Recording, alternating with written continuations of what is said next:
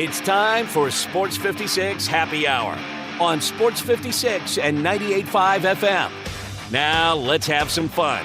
Here is your host, Johnny Radio.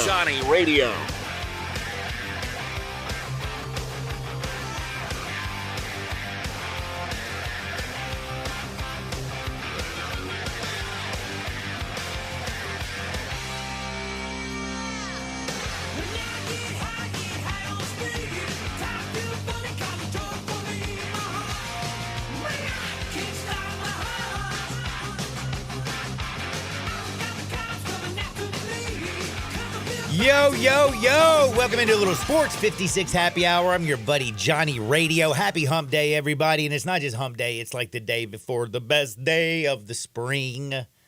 Yeah, we got opening day in baseball starting tomorrow. Yes, sirree, Bob. I hate to do it. I gotta complain about something today about when it comes to MLB and their rules. Love the rules they implemented last year. There's a new rule about blocking the bag that has me annoyed. I'll discuss it. We'll also discuss who I think could be some good MVP bets, who's going to win the Central and the East and yada. We'll talk a little baseball later on. We're also going to break down all the games tomorrow. Yes, you know the Sweet 16 starts tomorrow. We got baseball. I'm already fired up about my bets. I'm trying to get locked and loaded. Now, I'm going to be honest. Again, the smartest way I feel like gambling, at least during this tournament, is go in, know what the line is before the game, like say the total, like in the Arizona-Clemson game, the first game tomorrow, Arizona's a 7.5 point favorite. The total is 151.5. Know that going in. Watch the game. Don't think about the side you're going to take, because the lines fluctuate so much that there were like 3 games last week, and now there were a lot more games, so I think you're going to have fewer opportunity, that I was able to middle the game because you would have, let me think, who was that? Michigan State. Who did they play? Michigan State. They played North Carolina. That's right. North Carolina actually ended up getting on the money line plus money.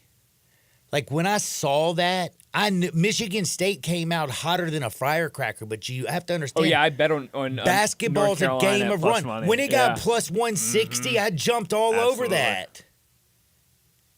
Like there are opportunities in game that you can go out there and just absolutely free, like you can destroy them. You'll love some of the opportunities that you get, and I think there's going to be a lot of opportunities. We got Clemson, Arizona, first game on CBS at 6 o'clock tomorrow.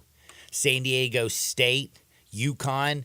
We got a rematch, of course, of last year's Final Four. Championship game matchup, that is.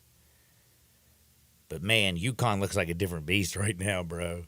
San Diego State looked great, but, damn it, it was because Auburn didn't show up and they played Yale. Like, come on now. They're smart kids. They're going to be great kids, I'm sure. Whatever they do. But damn it, they ain't that good at basketball. But that Ladie dude is nasty. Don't play with him. We got Alabama, North Carolina again. I can't wait for that one. That one's the 8:30 game on the CBS after Clemson, Arizona. Oh, and San Diego State, UConn's on your True TV. You always have to find that during this time. And also, it's on the TBS. Aren't they double broadcasting? I believe so. They did a couple of games like that this weekend, but I didn't catch any of those. So I think it is, but I don't know. I couldn't tell you. Well, just make sure you know where TBS and True TV are. Or if you're just like a normal person, you can talk to your remote control. Is that not the greatest invention when it comes to television? Yeah, it's awesome. No more channel surfing. You just talk right into it and bam. North Carolina, Alabama, though. That total is 173.5. One of the scariest unders I've ever taken in my entire life. It got there by plenty. It got there easily, in fact. But the pace of play scared me so bad watching Grand Canyon in Alabama. The amount of missed shots in that basketball game. How many point-blank shots that didn't go in that had to help me get there? Betting an Alabama under is a scary feat. Alabama, North Carolina, 173.5. I don't know about that. But again, if you watch in-game, you'll see opportunities. And then I think the best game, like I'm excited to see R.J. Davis, Mark Sears, but the Illini and Iowa State, the Cyclones. Like this game is going to be who can impose their will. So we're breaking down at 12 o'clock these basketball games. It's going to be an early peak, how we feel. We're not going to fire, but damn it, we got to start thinking. And I'm thinking. So we're 12 o'clock, we're talking basketball. I got some great stories today at 12:30. We got a little hardwood because it just feels so good. We'll talk some wrestling at 11:30 with Dustin Starr. But I got to start off talking about a few moves that are pretty interesting. Tennessee Titans, did you see they got L'Jarius Sneed? I did, yeah. Damn. L'Jarius Sneed. What a get for the Titans. I have to say, I really, really do like it. Like, how can you not? It's a damn good move. You know who basically won the game against Baltimore? And I know it was a team effort, but without L'Jarius Sneed knocking that ball out at the 1 yard line on a super, super duper hustle play, I don't know if Baltimore doesn't come out and win that game. Like Kansas City, what were they held to 3 points in the entire second half? Who knows? But L'Jarius Sneed is a flat-out baller. And this isn't a situation where, you know, Kansas City's like, man, you know what, dude? We got the best years out of him. Let's let this guy – man, this dude's game ain't slowing down. It is not slowing down. So that's a good move by the Titans. Now, interesting, Calvin Ridley, who the Titans also got this year, big deal. They need Titans fans out there, if you're out there, you need to be thanking his wife.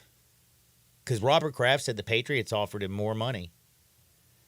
But his wife said she didn't want to live in the Northeast. She wanted to stay down in the South, baby. And Nashville's awesome.